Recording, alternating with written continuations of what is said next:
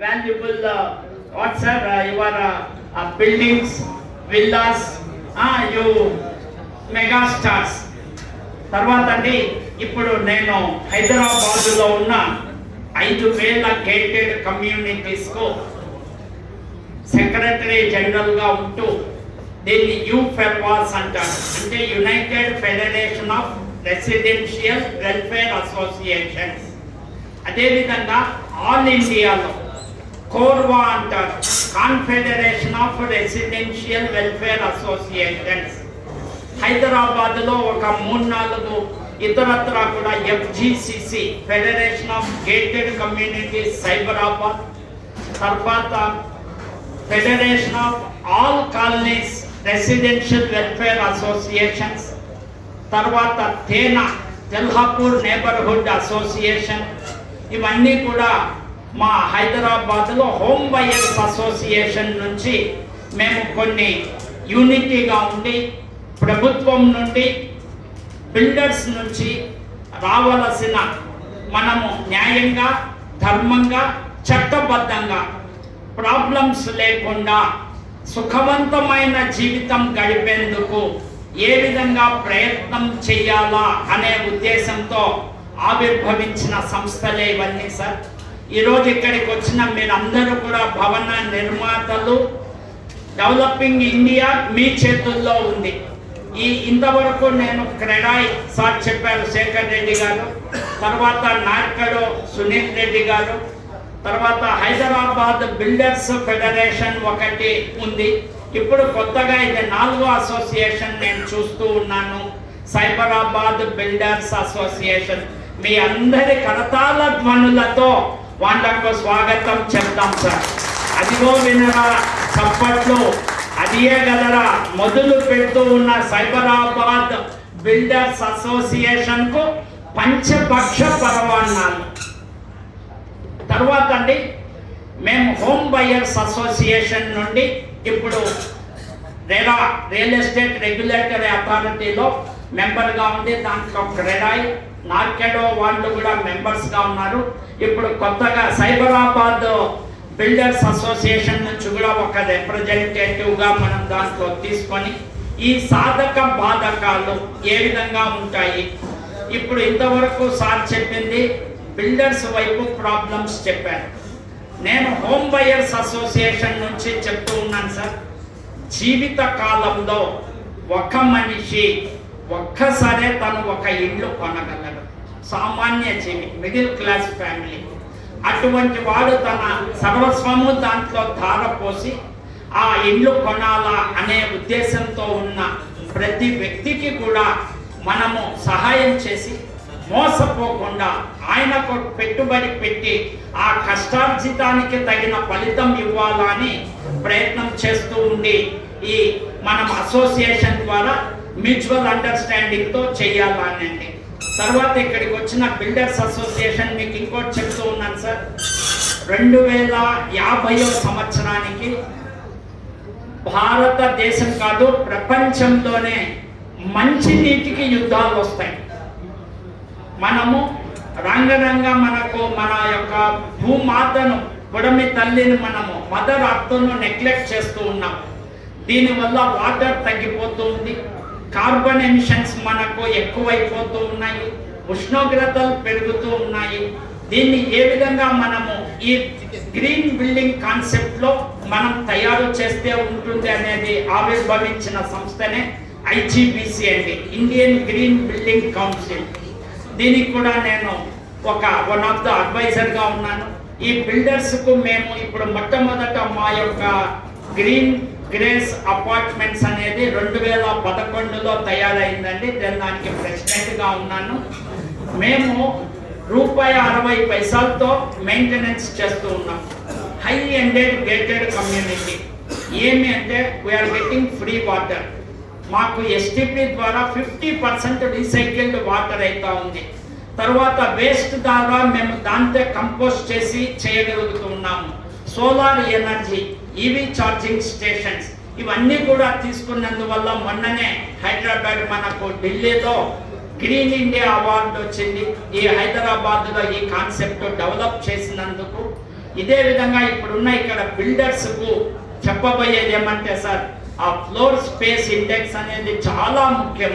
Especially మన సైబరాబాద్ ఏరియాలో ఒకటేసారి 50, 60, 70 ఫ్లోర్లు కట్టేస్తే ఒక కిలోమీటర్లోనే 1,00,000 అపార్ట్మెంట్స్ వస్తున్నాయి. ఇప్పుడు నేను ఉన్న చోట ట్రాఫిక్ కష్టం అయిపోతుంది, ఫ్యూచర్ వాటర్ కష్టం అయిపోతుంది, పొల్యూషన్ ఉంటుంది. కాబట్టి అన్ని రకాల డెవలప్ చేసేందుకు మీరందరూ కూడా తోడ్పడి మన సైబరాబాద్ను, ఇప్పుడే అది గోల్డ్ కాదండి, డైమండ్స్ అయిపోయినాయి, దాన్ని ఇంకా ప్లాటినం తయారు చేయాలంటే మీ చేతుల్లో ఉంది సార్. నాది నీది అంటే పరాయితనం, నాది నీది అంటే పరాయితనం, మీది మాది అంటే కిరాయితనం, మనది మాది మనందరిది అంటే మంచితనం, మానవతనం. అదే మన హైదరాబాదు ప్రజలలోని గొప్పదనం సార్. నీవు నేను కలిస్తే మనం కలిస్తే జనం కలిస్తే ప్రయోజనం. బాబు హైదరాబాద్ కొంచెం నేను చెప్పినది వెయ్యి బాబు నాన్న. ఓ video Cyberabad, just that 1 minute slide. మనం ఎంత అందమైన నగరము, మనం దీన్ని కాపాడుకునేది మన చేతుల్లో ఉంది సార్. డెవలప్ చేసుకోవాలి.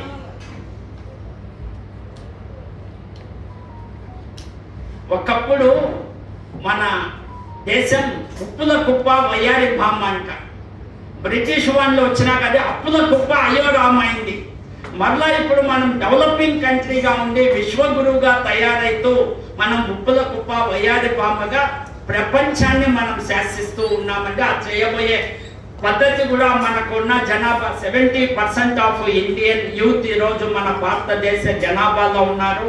అందుకే India is the cradle of human race, the birthplace of human speech, the mother of history, the grandmother of tradition, and the great grandmother of legend. The most valuable and instructive materials of the mankind are treasured up from our Indian culture only. Be proud of being an Indian. We the Indians are great. 1 out of 7 people living in the world is an Indian. Be proud of being an Indian. The prosperity of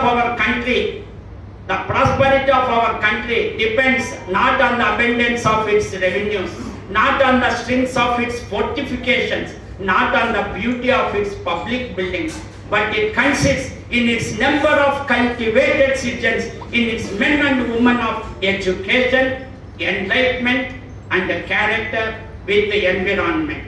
మనం విశ్వగురువుగా తయారు కావాలంటే ఇవి తయారు కావాలి. ఇంకొకటి, భారతదేశ ఔన్నత్యాన్ని ఈరోజు మనం కాపాడుతూ ఉన్నామంటే నా దేశం పవనగంగా, నా దేశం కరుణాంతరంగా, నా దేశం భగవద్గీత, నా దేశం అగ్ని పునీతపు సీత, నా దేశం వాల్మీకి కావ్య వల్లరి, కాళిదాస కవిత మంజరి, తాన్సేన్ ఘాన చెరి, త్యాగరాజ కృతిలహరి. వేదం పుట్టిన నేల, వేదాంతం పుట్టిన నేల, గౌతముడు పుట్టిన నేల, గాంధీ పుట్టిన నేల, సుజల సుఫల సస్య శ్యామల సింధుర హిమగిరీంద్ర మకుటోజ్వల, చెప్పన్న రాజ్యాలను ప్రసరించిన దేశం, సీతాద్రి మొదలుకొని సేతువు వరకు శ్రీలు పొంగించిన దేశం, ఉపవాసాలు సాధించిన దేశం, ఉపనిషత్తులు బోధించిన దేశం, 4 వేదములకు పుట్టిన దేశం నా భారతదేశం. Be proud of being an Indian. 1 out of 7 people living in the world is an Indian. మనం అది చేయాలండి. ఆ విధంగా మనం ఉండి ప్రతి దానికి కూడా సార్, మళ్ళీ మీకు చెప్తూ ఉన్నాను, ఇప్పుడే బిల్డర్స్ అసోసియేషన్ చెప్పారు, అది వ్యాపారంగా ప్రొఫెషన్ పెట్టుకున్న వాళ్ళు దాంట్లో స్వలాపేక్ష లాభం కూడా ఉండాలి. లాభం లేని ఎవరు వ్యాపారం చేయరు. వచ్చిన కస్టమర్కు మనము సాటిస్ఫాక్షన్ ఇస్తే మరలా అది వచ్చి వాళ్ళు మనకు ఉభయతారకంగా దాన్ని ఏమంటారు విన్ ఛాన్సెస్ ఉంటే అందరూ డెవలప్ అవుతారండి. దానికే మనకు ఈ అందుకే మనకు రాజకీయాలు వద్దు సార్. అందరం మనం ఒకటిగా ఉండి పావురాళ్ళ ఈకలు తొడుక్కొని పంక్తిలో కూర్చునే రాబందులు, సంతకాలు పెట్టే పాలకుల వేళ్ళ సందుల్లోని విషమ సందులు, పొద్దునే చూడు కంటుకునే బల్లులై, మధ్యాహ్నం గోడ మీద పిల్లులై, సాయంత్రం కాగానే ఊసర వెల్లులై, రంగులు ఫిరాయించే అధికారాంధ్రులు మీ నోళ్లకు సంఖ్యలు వేస్తుంటే, మీ నొసళ్లకు మసిపూస్తుంటే, మీ నరాల సింహ స్వరాలకు మేక గొంతుకులను తగిలిస్తుంటే మీరు చూస్తూనే ఉన్నారు, మీన మేషాలు దక్కిస్తూనే ఉన్నారు. వద్దు సార్, మనం డెవలపింగ్ కంట్రీ, ఇండియా మనం విశ్వగురువుగా తయారు చేయాలంటే అందరూ ఉండాలా. దాంట్లో మెయిన్ ఫస్ట్ కల్చర్ మనకు రోడ్స్, బిల్డింగ్స్, ఎన్విరాన్మెంట్, ఈ మూడు మనం కాపాడుకుంటే మనము ప్రపంచంలో దాన్ని ఏమంటారు లివబుల్ కండిషన్స్, ఎక్కడన్నా ఫారిన్ అమెరికా అవసరం లేదు, అంతకన్నా ఎక్కువ ఆపర్చునిటీస్ మనకు ఉన్నాయి. మనం దాన్ని ఉపయోగించుకోలేకపోతున్నాము. India is not a poor country but Indians are poor అన్న అపవాదం తొలగిపోవాలి పాశ్చాత్య దేశాల్లో. మన జీడిపి రేటు పెరిగిపోయింది. ఈ రోజు మనము రెన్యూవబుల్ ఎనర్జీలో థర్డ్ ఇన్ ద వరల్డ్ ఉన్నామండి. అది అందరికీ తెలిసినో లేదో. ఇవన్నీ కూడా ఈ బిల్డర్స్ అసోసియేషన్ వాళ్ళ ద్వారానే జరుగుతూ ఉంది. ఈరోజు రెన్యూవబుల్ ఎనర్జీ కానీ సోలార్ ఎనర్జీ కానీ మనం 40% సబ్స్టెన్షియబిలిటీ వచ్చేసిందండి. So be proud of being in India. Developing country బాగా జరుగుతూ ఉంది. ఏం బాబు అది వచ్చిందా రాలేదా? ఓ హైదరాబాద్ మీద ఒకటి నీకు చెప్పాను కదా ఆ స్లైడ్, మన అందమైన నగరం ఎంత మంచిదని ఒక చిన్న స్లైడ్ ఇచ్చానండి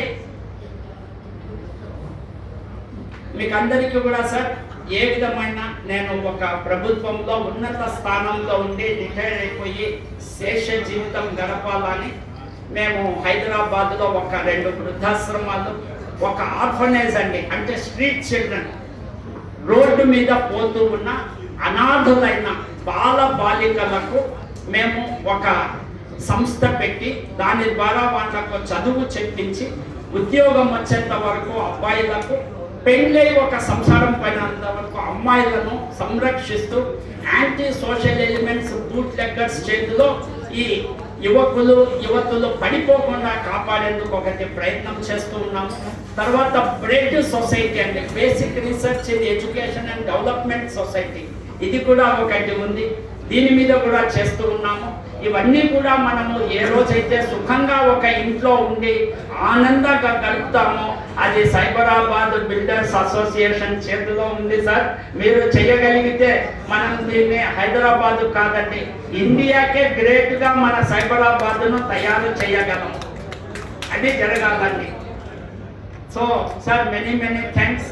మా చెప్పిన 5 నిమిషాలు కూడా మీరు ఆలకించారు.